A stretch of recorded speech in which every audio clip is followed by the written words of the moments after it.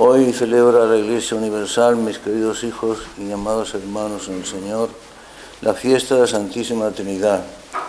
Ayer cerramos la octava de Pentecostés y el tiempo pascual. Hoy comienza el tiempo ordinario con esta fiesta que es también fundamental, porque el misterio de la Santísima Trinidad es el misterio central de toda la doctrina cristiana y todo lo que supone la existencia cristiana. El misterio de la Santísima Trinidad, del cual derivan todos los demás misterios y dogmas fundamentales de nuestra fe.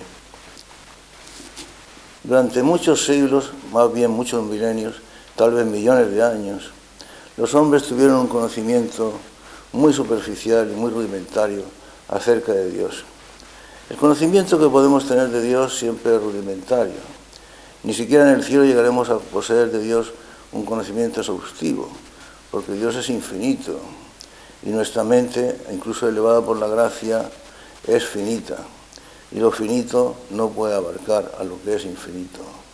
Pero en fin, el conocimiento que existía en siglos, en milenios pasados, los hombres tenían acerca de Dios, era, como digo, excesivamente superficial, rudimentario y, si queremos decirlo así, incluso hasta bárbaro.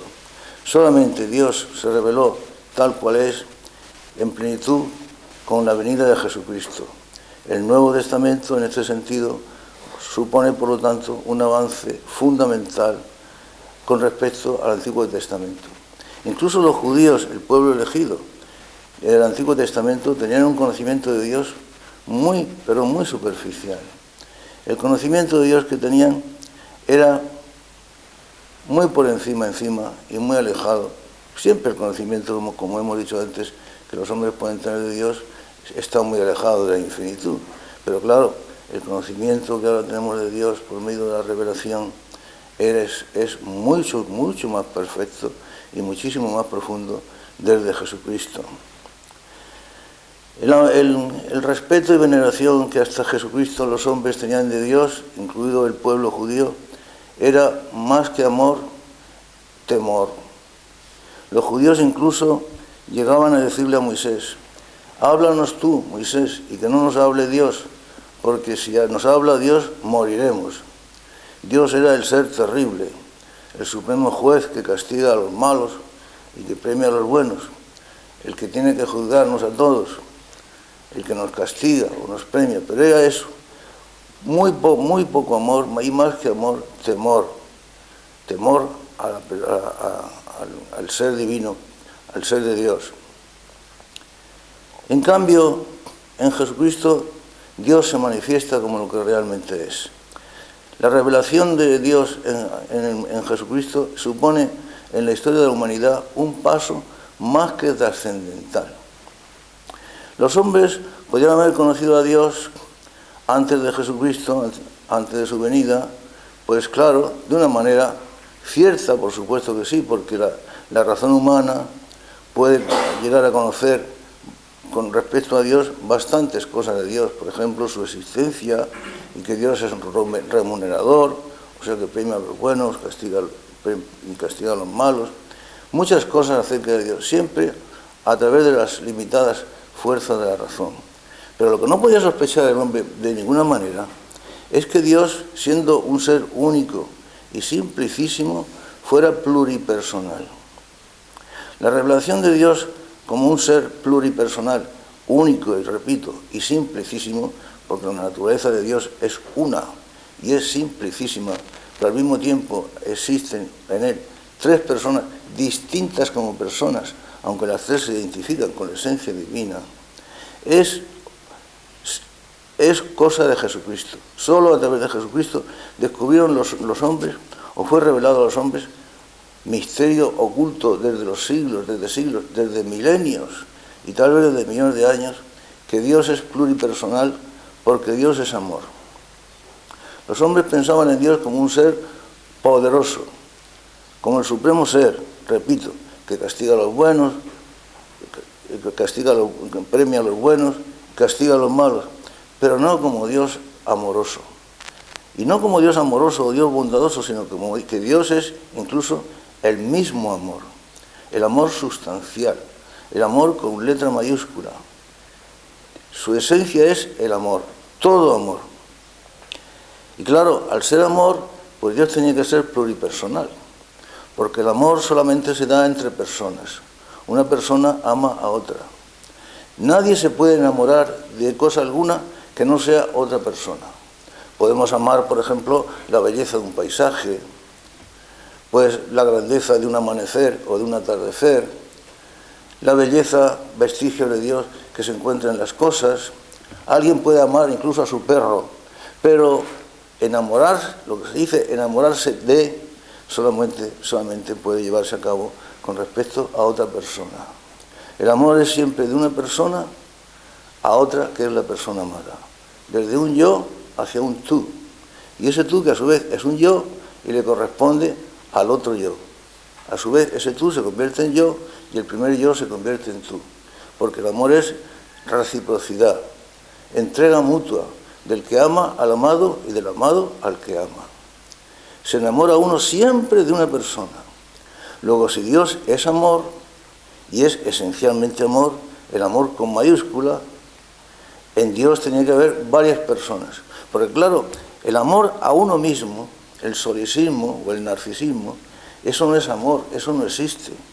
Nadie se enamora de sí mismo. Amamos a otra persona a la que le entregamos nuestra vida, nuestras ilusiones, nuestro corazón, nuestro todo, y de la cual a su vez recibimos lo mismo, porque el amor es reciprocidad, el amor es mutuo. Alguien que ama y que entrega y que a la vez recibe lo que el otro también le entrega y lo ama. Por eso Dios es pluripersonal, siendo único, un ser absolutamente único y simplicísimo. Pero Dios es infinito. En él existe el ser con S mayúscula, todo el ser. No existe nada en el universo que tenga entidad, grande o pequeña, que Dios no la posea. No existe belleza, perfección, bondad, algo que Dios no la posea, y en grado infinito. Porque claro, la fealdad, o lo que es defectuoso, o lo que es imperfecto, eso supone ausencia de ser. Eso Dios no lo puede poseer. Entonces, Dios, el ser infinito, posee una inteligencia también infinita. Y como ser vivo que es la misma vida, la vida con V mayúscula.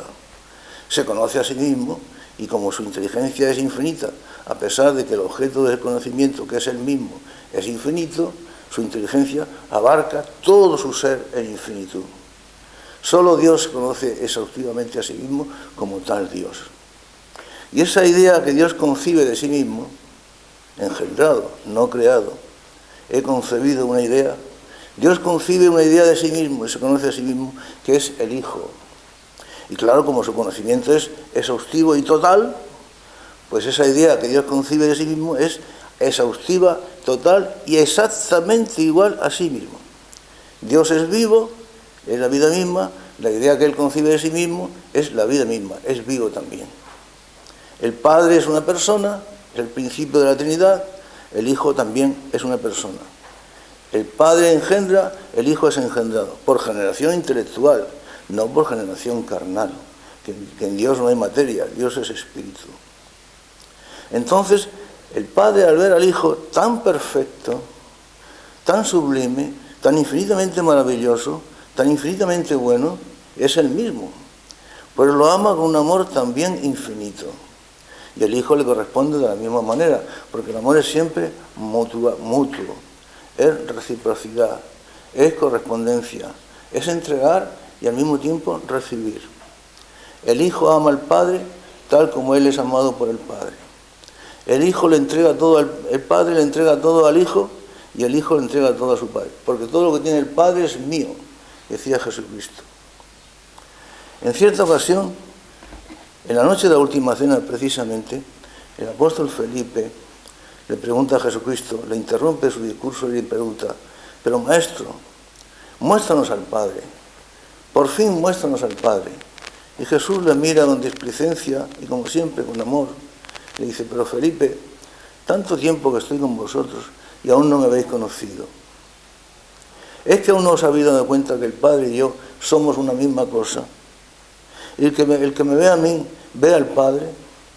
Sin embargo, como personas, el Padre y el Hijo son realmente distintos. No metafóricamente distintos, sino realmente distintos. Ahora, ambos dos se identifican realmente con la única esencia divina. Por eso decía, esta mañana rezábamos a los sacerdotes en el breviario símbolo atanasiano. El Padre es omnipotente, el Hijo es omnipotente, el Espíritu Santo es omnipotente. Sin embargo, no son tres omnipotentes, sino uno omnipotente. El Padre es sabiduría, el Hijo es sabiduría, el Espíritu Santo es sabiduría, pero no son tres sabios, sino uno solo. Y así, esa es la Trinidad. Y el Espíritu Santo es el torrente infinito de amor que surge entre el Padre y el Hijo y el Padre, porque repito una vez más, el amor es reciprocidad. Es entrega mutua del uno al otro y del otro al uno. Ese torrente infinito que surge entre los dos, que también es una relación personal, por eso el Espíritu Santo es persona, es el Espíritu Santo. De manera que el Hijo procede del Padre por generación intelectual, engendrado, no creado. El Hijo no ha sido creado. Si hubiera sido creado, ya no sería Dios. Una criatura no puede ser Dios. Pero como el Padre se conoce a sí mismo desde toda la eternidad, desde los tiempos en que no había tiempos, desde antes de los tiempos, desde siempre y siempre, el Hijo es tan eterno como el Padre. Y como el amor entre ambos es de siempre y de siempre, desde antes de todos los tiempos, pues el Espíritu Santo es tan eterno como el Hijo y como el Padre. Por eso, puesto que el Espíritu Santo es el torrente infinito de amor, el torrente de fuego de amor infinito que surge entre el Padre y el Hijo y el Padre, por eso al Espíritu Santo se atribuye el amor y el fuego, y se representa en la liturgia con color de fuego, con color rojo. Pues bien, los hombres no sabían eso. Eso de que Dios es amor, los hombres no podían ni imaginarlo. La inteligencia humana, con sus solas fuerzas, puede llegar a conocer a Dios, muchas cosas de Dios, que es omnipotente, que es creador, que es uno, que no puede haber varios dioses, que es remunerador, pero que Dios son tres personas en un solo ser, y que Dios es amor, amor sustancial. Esa revelación surge con el nacimiento de Jesucristo, con el hecho trascendental para la humanidad, en que el Verbo, la segunda persona de la Trinidad, se hizo hombre, uno de nosotros. Y se hizo hombre porque Dios amaba al hombre con amor como Él lo suele hacer, con amor infinito. Y esperaba ser correspondido. El amor espera siempre ser correspondido. El amor nunca es unilateral, nunca es solicista, nunca es narcisista.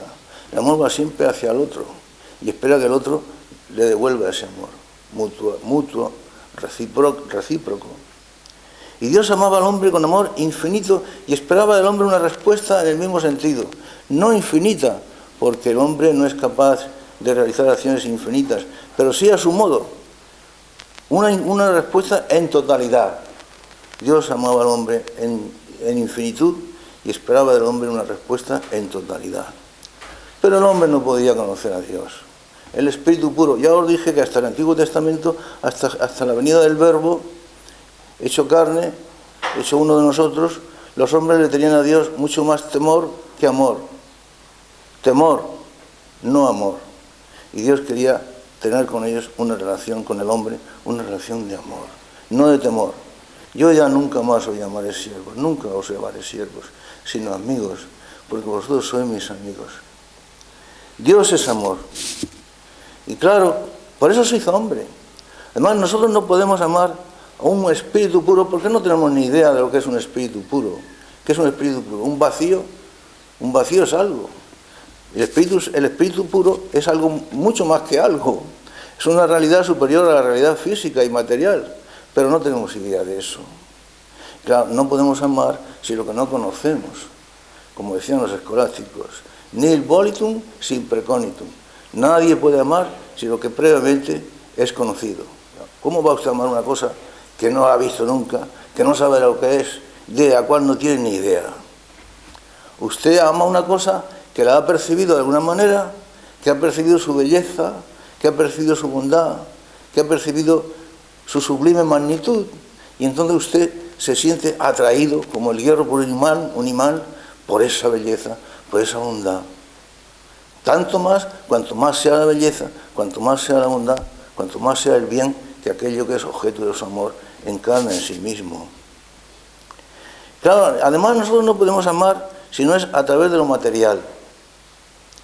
Es a través de nuestros sentidos como percibimos a la persona amada, y a través de esos sentidos pasamos y conocemos su alma, y a través de su alma conocemos su persona.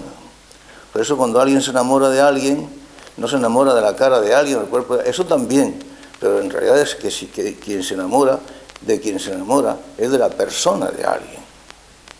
La persona que posee ese rostro, o la persona que posee esa forma de hablar, o la persona que posee ese carácter, o la persona que posee ese corazón, pero siempre es la persona. Se ama a la persona. Dios quería ser amado. Y claro, al hacerse hombre en Jesucristo, al tomar una carne como la nuestra, un cuerpo como el nuestro, y un alma humana como la nuestra, no parecida, no semejante, sino igual, exactamente igual. Todo lo sublime que queramos, todo lo santa que queramos, pero alma humana y cuerpo humano. Y como dice San Juan al principio de su primera carta, ahora ya lo podemos ver, percibir, palpar, oír, tocar con nuestras manos, ver con nuestros ojos, oír con nuestros oídos, y entonces en Jesucristo ya conocemos a Dios. Esta es la grandeza del misterio de la Trinidad, que Dios quería ser conocido por el hombre. Y entonces en la segunda persona se hace hombre y Dios se manifiesta entre nosotros y aparece entre nosotros. Y aparece entre nosotros y ahora ya lo podemos conocer. Ahora ya aquel temor que los hombres sentían ante Dios se convierte en verdadero amor. Y en Dios, en Jesucristo, podemos conocer algo de lo que es Dios, que por supuesto es siempre muy distinto a lo que habíamos imaginado. ¿Cómo podían los hombres, por ejemplo, imaginar que Dios es humilde? Y humilde además, infinitamente humilde. Nosotros, que tanto cuidamos de nuestra grandeza, de la opinión que los demás tienen de nosotros mismos, que tanto nos agradan nuestros triunfos, que tanto nos abruman nuestros fracasos, y sin embargo, ¿cómo es posible que Dios sea humilde? Y por eso vino a enseñarnos la humildad. ¿Cómo es posible que la humildad sea infinitamente más bella, más grande, más grandiosa, más sublime que el amor a uno mismo, que la soberbia? Por eso decía San Pablo en la carta a los Filipenses, en aquel texto tan famoso y tan conocido, que siendo Él de condición divina, Jesús, siendo Él de condición divina, se anonadó a sí mismo. La palabra anonadarse no existe en las lenguas de los hombres. Se hizo la nada, que el infinito se hiciera la nada. No que se hiciera nada, sino como la nada, porque la distancia entre el ser infinito y la criatura es infinita. Por lo tanto, bajar desde la infinitud del ser hasta la pobreza del ser creado es un salto que lo podemos equiparar a la nada. Pues decía San Pablo en los Filipenses, siendo Él de condición divina, se anonadó a sí mismo, tomando la forma de siervo. Nosotros que tanto miramos por nosotros mismos, que tanto valoramos la opinión favorable que los demás puedan tener de nosotros, que tanto buscamos la fama, el aplauso, el ser conocidos por los demás, pues Él tomó la forma de siervo, no un simple hombre, sino de siervo, hecho semejante a los hombres, o sea, igual a los hombres, y mostrándose igual que los demás hombres, sigue San Pablo. Por eso se humilló a sí mismo, haciéndose obediente, y obediente no en cualquier grado de obediencia, sino obediente hasta la muerte, y además muerte de patíbulo. El Padre le ordenó que muriera por nosotros los hombres, y que muriera de esa forma tan escandalosa, tan espantosa, para demostrarnos su amor, porque ya el hecho de morir por nosotros es la mayor demostración de amor, porque nadie demuestra más amor que aquel que da la vida por sus amigos. Pero si además en un patíbulo, condenado como criminal, sufriendo las afrentas y las burlas de su propio cuerpo, de su propio pueblo, considerado, como digo, un fascineroso, un farsante, un especulador, un mentiroso, incluso que tenía hecho pacto con Satanás, todo lo que podamos imaginar.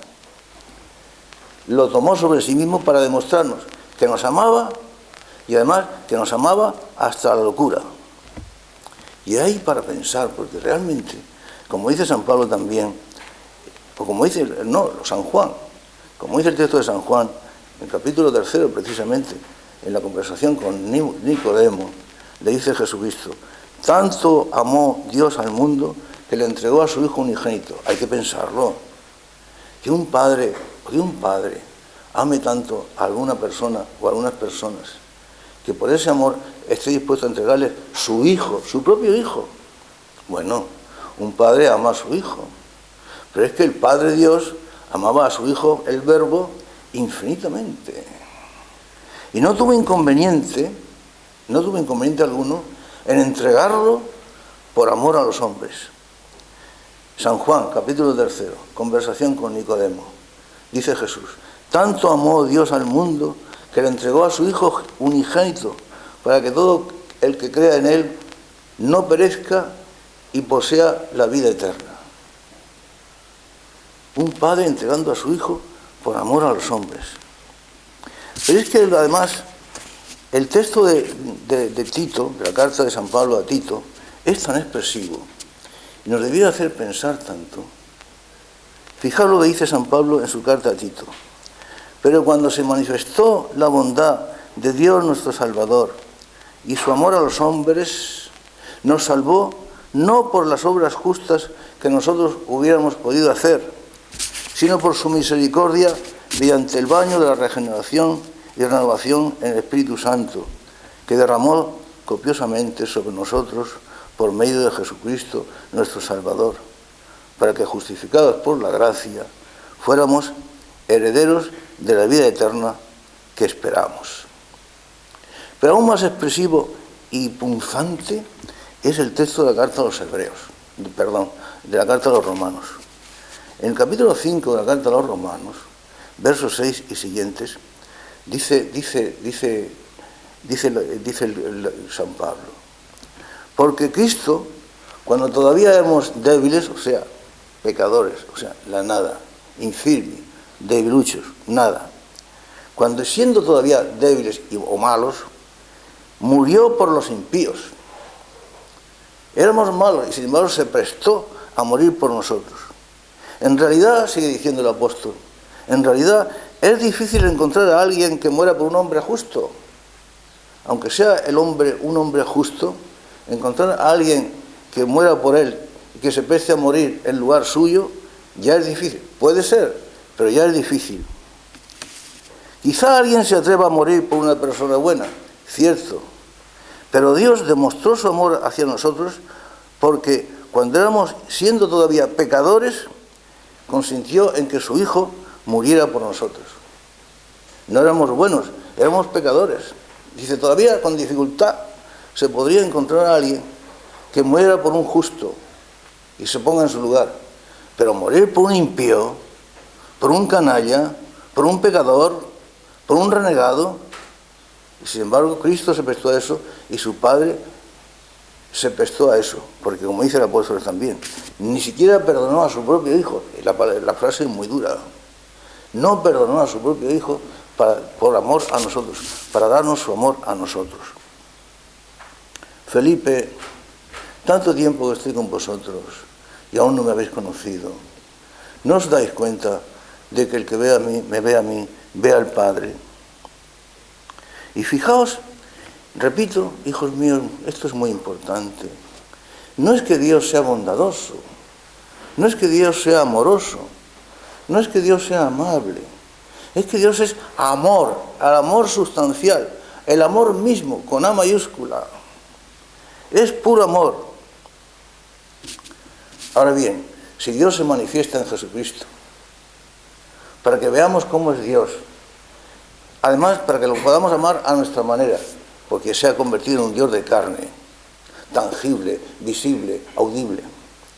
Y además, para que sepamos cómo Él. Y entonces, cuando descubrimos a Jesucristo y vemos cómo es Dios, y lo comparamos con nuestras propias conductas, con nuestra propia forma de ser, vemos algo tan diametralmente distinto y opuesto como para avergonzarnos y al mismo tiempo sentir la nostalgia de por qué no fuéramos nosotros así. La humildad de Jesucristo. Fijaos que decía el Señor: tomad mi yugo sobre vosotros y aprended de mí, que soy manso y humilde de corazón. Tomad mi yugo sobre vosotros y aprended de mí, que soy manso y humilde de corazón. Nosotros tan preocupados por nuestra grandeza, tan solícitos por la estima de las gentes, por la opinión que los demás puedan tener de nosotros, por los triunfos, los aplausos, los éxitos. Y Él: soy manso y humilde de corazón. O particular impresión de ternura me causaron a mí siempre aquellas palabras del mismo Jesús: soy manso y humilde de corazón, por lo tanto, venid a mí todos los que estáis cansados y agobiados, que yo os aliviaré. Hijos míos, vosotros sois muy jóvenes, llegaréis a mayores y llegaréis a ancianos, los que lleguéis, pero comprenderéis cómo la vida efectivamente es un paso por un valle de lágrimas, cómo la vida está llena de pruebas, de sufrimientos, de adversidades, de fracasos, de enfermedades, en fin, lucha. Como decía Job, la vida del hombre sobre la tierra es lucha, lucha. Y claro, llega un momento, muchos momentos a lo largo de nuestra vida en que nos sentimos cansados y agobiados, empezando por nosotros mismos, porque llegamos a pensar que no tenemos remedio, que no podemos convertirnos, que no podremos nunca ser nadie, que nuestro amor a Dios nunca será una realidad en nuestro corazón, cuando vemos que Dios nos ama tanto y nosotros no le correspondemos. Cuando cargados de fracasos, de sufrimientos, agobiados por las tentaciones, comprobando además nuestra pequeñez, nuestra insuficiencia, nos sintamos agobiados. Venid a mí todos los que estáis cansados y agobiados, y cansados de verdad. También podemos estar cansados en el buen sentido. Uno llega como yo, a viejo, después de una vida trabajando por la iglesia, trabajando por el bien de las almas, tratando de encontrar a Jesús de alguna manera. Y uno siente y dice: bueno, Dios me ha amado hasta el infinito, y yo como le he correspondido. Y yo a lo largo de mi vida, y de tanto trabajar por el Señor, ¿qué es lo que he logrado? ¿Qué es lo que he conseguido? Comprobar mi mediocridad y mi pequeñez y mi condición de pecador. Y nos podemos sentir cansados, muy cansados. Llegar a mi edad, después de tantos años de estar trabajando por el Señor, es llegar muy cansados, muy agotados. Pero tened en cuenta una cosa, hijos: así es como el cristiano llega al final de su existencia. He luchado un buen combate, he guardado la fe. Habiendo luchado durante la vida un buen combate, y habiendo estado y permaneciendo firmes en la fe. Y llega uno cansado. Pero como las batallas las ganan siempre los soldados cansados, como yo repito siempre, las batallas solamente las pueden ganar los soldados cansados. Es como un sacerdote, un obispo, un pastor, un apóstol de Jesucristo, un seglar que sea apóstol de Jesucristo. Si quiere de verdad producir fruto, si quiere de verdad que su paso por la tierra deje un reguero de luz y un sendero de bondad entre sus hermanos los hombres, es condición indispensable que para ello tenga que morir. El bien a nuestros hermanos, la caridad difundida a nuestros hermanos, la enseñanza de la alegría, de la perfecta alegría y de la paz en el corazón de nuestros hermanos pasa por la negación de nosotros mismos, por la muerte a nosotros mismos, porque si el grano de trigo no cae en la tierra y muere, se queda solo y no da fruto.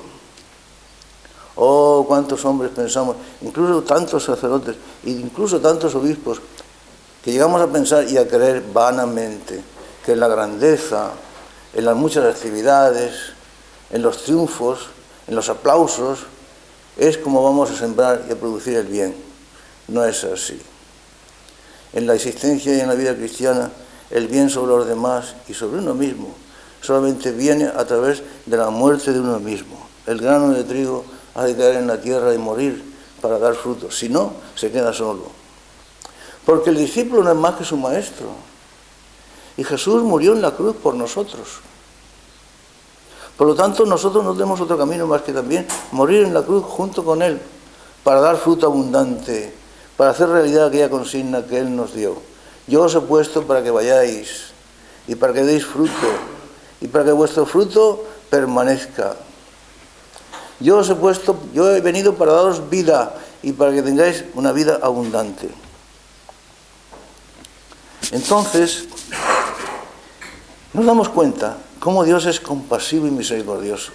Sí, todos sabemos por el catecismo y porque lo hemos oído que Dios es misericordioso, pero una cosa es saber eso y otra cosa es vivirlo en el corazón, comprobarlo en el alma y en la propia carne de uno mismo. ¿Cuántas veces nos sentimos cansados, agobiados y fracasados y sabemos que Él nos espera? Venid a mí, todos los que estáis cansados y agobiados, y yo os aliviaré y comprobaréis que yo soy el descanso para vuestras almas. Y todos los hombres vamos buscando el descanso. Y vamos buscando el alivio de nuestros dolores, de nuestras miserias, de nuestras enfermedades. Y aquellos que creen que no tienen remedio y que Dios no los va a perdonar, están equivocados. Dios está deseosísimo de perdonarlos, como el padre de la parábola del hijo pródigo, que oteaba todos los días el horizonte a ver si su hijo perdido volvía a la casa. Y un día lo ve venir desde lejos y baja corriendo a darle un abrazo a su hijo porque lo ha recuperado. Dios es compasivo, es bueno, es misericordioso, es mansedumbre y humildad. A mí me causó siempre una impresión extraordinaria ese pasaje evangélico en que Jesús llegó a Gerasa, a la región de Gerasa, donde había un endemoniado con el que no podían, porque habían intentado amarrarlo con cadenas, pero las rompía, corría por los campos, por las rocas, por las montañas, por los sepulcros, gritando, maldiciendo, y estaba poseído por el demonio. Y Jesús se enfrenta con él y dice: ¿Quién eres? ¿Quiénes sois? ¿Cuál es tu nombre?, le dice el demonio. Y el demonio le contesta: mi nombre es Legión, porque somos muchos los que estamos en este hombre. Y mira, ya sabemos que tú eres Jesús, el hijo de David, pero mira, por lo menos demuestra alguna compasión con nosotros. Si nos expulsas de este hombre, como seguramente vas a hacer, déjanos que nos metamos en esa piedra de cerdos que está ahí pastando. Y Jesús le dice: salid de ese hombre y os permito que vayáis a donde queráis. Y salen la multitud, la legión de diablos, y toman posesión del cuerpo de los cerdos, los cuales, sin saber lo que era aquello, pero sintiéndose enloquecidos, se arrojaron todos por el acantilado y se ahogaron en el mar. Ante cuya noticia, los habitantes de Gerasa, poseedores de aquellas piedras de cerdos, vinieron a ver a Jesús y al ver lo sucedido le dijeron que lo que tenía que hacer era marcharse del lugar. Fijaos que en vez de sentir ese sentimiento de agradecimiento, esa iluminación y esa luz que Jesús les ofrecía, prefirieron sus cerdos. Cuántas veces nosotros, cuántas veces los hombres hemos preferido los cerdos de nuestra alma, los cerdos de nuestra vida, a lo que Jesús nos proponía: la amistad con su persona, la intimidad con su corazón, la luz y la gracia, la condición de ser verdaderos hijos de Dios, de vivir una vida pura, iluminada, justa, santa. Vete de nuestra comarca. Y lo más impresionante del episodio es que Jesús no responde, no protesta, no les hace amonestaciones, baja la cabeza humildemente y sin decir nada se va. Porque Jesús se va de donde lo echan. Yo no soy Jesús y estoy muy lejos de parecerme a Jesús, pero también tantas veces he tenido que, a lo largo de mis correrías apostólicas por España y por América, por tantos países de América, cuántas veces me he tenido que marchar porque me dijeron que me expulsaban, que me marcharan. Y he tenido que marcharme pues sin protestar, coger mi bolsita, meter mi muda en mi breviario y marcharme, algunas veces sabiendo dónde iba y otras veces sin saberlo. Dónde parar, qué hacer ni de qué comer, ni dónde dormir. ¿Cuántas veces? Pero Jesús le dicen que se vaya, baja la cabeza y se va. ¿Veis? La humildad, la mansedumbre, nosotros tanta soberbia. Cómo nos sentimos ofendidos cuando alguien nos insulta o conculca los que nosotros suponemos que son nuestros derechos. Cuando dejan de considerarnos como lo que nosotros pensamos que merecemos. Y nos ponemos furiosos y no comprendemos la situación. Jesús baja la cabeza y se marcha, se va. Y es que Dios es así. Dios es bueno, Dios es mansedumbre, Dios es bondad, Dios es ternura, Dios es compasión, Dios es misericordia. Está dispuesto a perdonar a los pecadores por muy terriblemente malos que sean. Yo a veces, ¿cuántas veces me ha ocurrido eso? Estoy en la oración, me siento ahí en mi silloncito, porque no puedo arrodillarme, no puedo hacer otra cosa. Y le digo al Señor, Señor, ya sé que no puedes querer tener cuentas conmigo porque soy un pecador. Por lo tanto, entre tú y yo, ¿qué puede haber? Rechazo por tu parte. Y entonces el Señor parece que me hace recordar, ten en cuenta que yo no he venido a este mundo a buscar a los justos, sino a buscar a los pecadores. Ah, a buscar a los pecadores. Entonces, a mí también. Ah, entonces yo soy el primero. Ah, qué consuelo más grande, Señor. Entonces, aquí me tienes.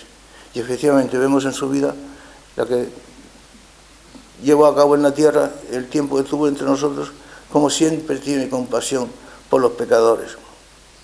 Al mismo tiempo que demostraba firmeza y carácter, porque Dios no es un paniaguao. Dios es justicia infinita. Y por lo tanto, Jesucristo también demuestra su firmeza y su carácter. ¿Os acordáis de aquel episodio en que Él llega a Nazaret? Dice el Evangelio de San Lucas, que cuenta el episodio, en el capítulo 4, que llegó a Nazaret, la ciudad en la que se había creado, porque Él no era de Nazaret, había nacido en Belén, pero pasó toda su juventud y su infancia en Nazaret, por eso le llamaban Jesús el Nazareno. Allí se había criado, allí lo conocían todos. Allí conocieron a su familia, a su madre, a su padre, a sus parientes. Y entonces, como ya era famoso y conocido, pues le hicieron entrar en la sinagoga día de sábado, y como era un personaje ya con cierta fama y cierta entidad, pues lo pusieron para que dirigiera la reunión. Y le entregaron, como era costumbre, uno de los libros de la Biblia, o sea, de lo que entonces era la Biblia, el Antiguo Testamento. Y vinieron a entregarle el libro del profeta Isaías, nuestro Señor, el libro, el rollo, el pergamino.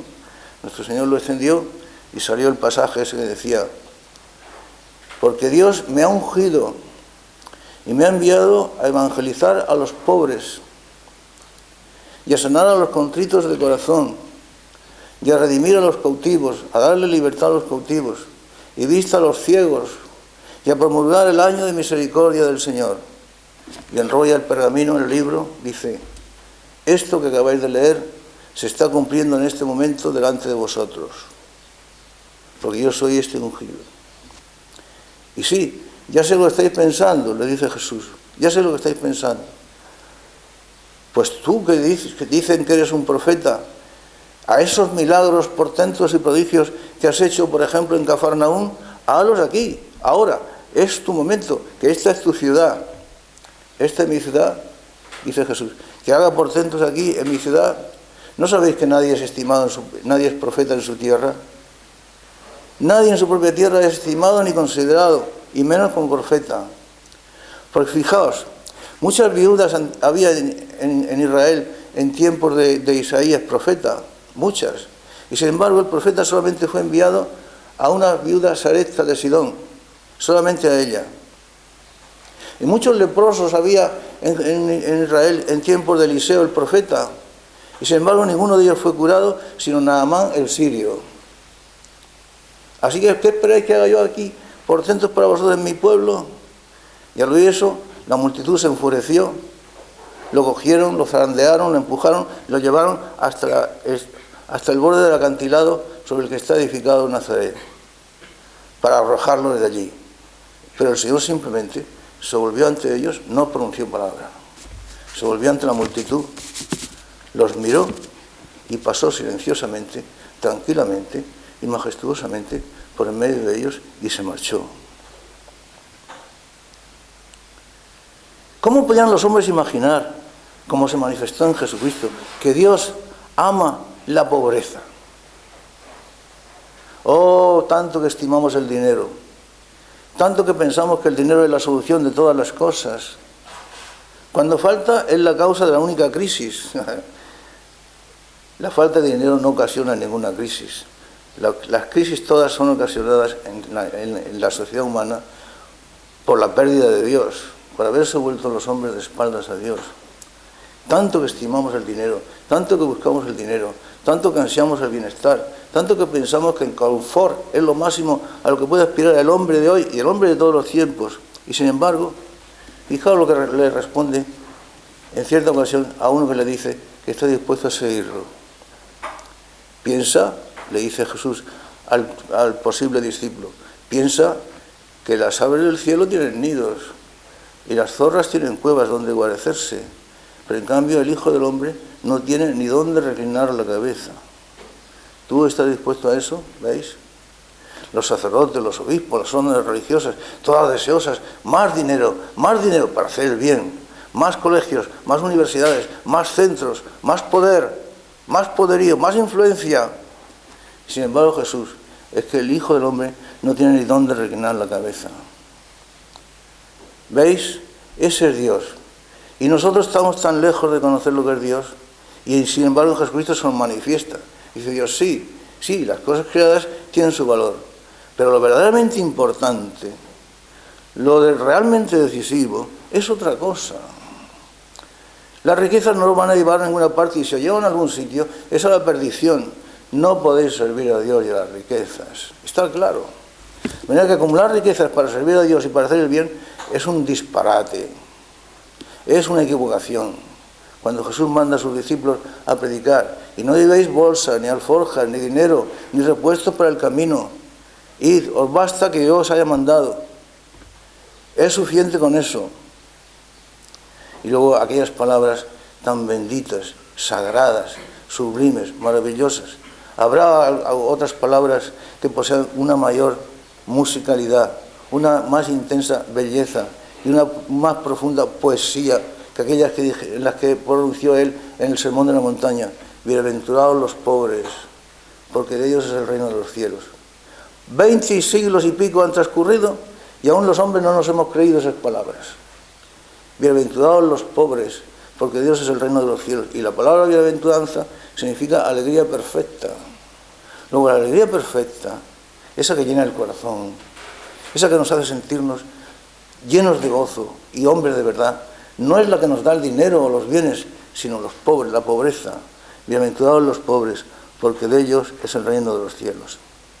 Y en cuanto a amor, que Dios es amor, pues es la máxima demostración en Jesucristo. Nadie demuestra más amor que aquel que da la vida por sus amigos. Y Él muere por su pueblo en una cruz, en un patíbulo, condenado, escarnecido, escupido, burlado. Y muere de esa manera para demostrarnos su amor a los. Dios es amor, todo amor. Esto los hombres no lo podían imaginar, que Dios fuera amor y por eso se hizo uno de nosotros. Nunca hemos caído en la cuenta de lo que significa que Dios viniera a este planeta Tierra, el creador del universo, de todo el universo, de las galaxias, los mundos, todo. Viniera a esta Tierra, a este planeta Tierra, para hacerse uno de nosotros, para demostrarnos que nos amaba. Eso no lo podemos entender. Este es el gran drama de la humanidad, de la historia de los hombres, que habiendo Dios bajado al planeta Tierra, habiéndose integrado en nuestra sociedad humana, siendo uno de los nuestros, no semejante a nosotros, sino uno de nosotros, uno igual a nosotros, sin embargo, no solamente no lo reconocimos, no solamente no nos dimos cuenta de lo que eso significaba, sino que encima lo rechazamos. Vino a los suyos, pero los suyos no lo recibieron. Él era la luz, pero los hombres prefirieron las tinieblas antes que la luz. El gran misterio de la tragedia de la humanidad. Dios viene a la humanidad para levantarla de la miseria en la que había caído por culpa del pecado original y de los demás pecados de los hombres, y los hombres lo rechazan, lo desconocen, incluso lo niegan, incluso se burlan de él, incluso lo crucifican. Y hoy en día lo siguen crucificando, siguen burlándose de él, y el mayor insulto que se puede tributar a un ser racional, a un ser humano o divino, es el negarle la propia identidad, la propia existencia. Dios no existe. Dios es una fábula. Dios es un engañaniños, un engañabobos, inventado por los curas. Ay, Dios mío, en ese mundo vivimos. Y luego los pastores de la Iglesia, pues con sus silencios culpables, con su forma de hablar light, con su actitud de no abordar nunca los verdaderos problemas en profundidad, con su actitud de no conducir al pueblo a los auténticos pastos, de no apartarlos y avisarles de los verdaderos peligros, pues así va la humanidad, y así va la Iglesia, y así vamos todos. Pero, por encima de todo eso, está la esperanza. Algo tiene que significar que Dios nos manifestara que es tripersonal, porque es amor, siendo un único Dios. Algo tiene que significar el hecho de que Dios viniera a esta tierra nuestra, se hiciera uno de nosotros y nos diera el abrazo de su amor y encendiera en nuestro corazón la llama de la esperanza, porque vivimos de esperanza. Esperanza que significa seguridad de que lo que Él nos prometió nos lo va a cumplir. Triste es la muerte, desagradable es la muerte, tememos a la muerte, pero como decía San Pablo, porque Él con su resurrección nos garantizó y nos prometió que este cuerpo mortal que ahora poseemos algún día se convertirá en cuerpo inmortal y en cuerpo de gloria, gracias a Él que nos lo mereció. Él le dio sentido a nuestra existencia. Estaremos rodeados de mentiras, de iniquidades, de injusticias, de falsarios, pero Él está con nosotros, porque yo estaré con vosotros siempre hasta la consumación de los siglos. Cierto que el mundo os va a odiar, pero recordad, a mí me odió antes que a vosotros. Y Él nos ha dado la posibilidad de amar infinitamente, de amar con locura, de amar absortos, con caída de baba, porque a Dios se le ama así, porque habiendo amado a los suyos, los amó hasta el fin, y espera que nosotros lo amemos de la misma manera. Y solo el amor da alegría a nuestra vida, da sentido a nuestra existencia, solo el amor nos proporciona la esperanza, solo el amor nos da fuerzas para seguir sufriendo los embates del mundo y los embates que la vida nos va presentando. Solo el amor, el que mueve al sol y a las estrellas, que decía el divino poeta, el que mueve al sol y a las estrellas, el que hizo los mundos, el universo, el que nos hizo a nosotros, que nos creó por amor y para que amáramos y para ser amados. Él es nuestra luz y nuestra guía. Triste sería, malhadado sería, que la única vida que vamos a tener, que es la que estamos viviendo ahora, la única chance que se nos va a proporcionar, que es la que estamos viviendo ahora, no vamos a tener otra chance, la desaprovecháramos en el sentido de que no lo amáramos a Jesucristo con locura, de que Él no fuera nuestra vida, de que Él no fuera nuestro corazón, de que no hubiéramos aprendido a intimar con Él, a hablar con Él, a consolarnos con Él y a consolarlo a Él, nosotros a nuestra vez, también a Él. Porque en el amor todo es reciprocidad, sus alegrías son las nuestras, sus sufrimientos son los nuestros son los suyos. Porque mi amado es para mí, que decía la esposa del Cantar de los Cantares, y yo soy para mi amado. Lo mío es suyo y lo suyo es mío. Fiesta de la Santísima Trinidad. Dios nos ha manifestado por fin como Él. Nunca habían sospechado los hombres que Dios es amor. Menos aún que Dios estaba dispuesto a amarnos hasta la locura y que esperaba de nosotros una respuesta semejante.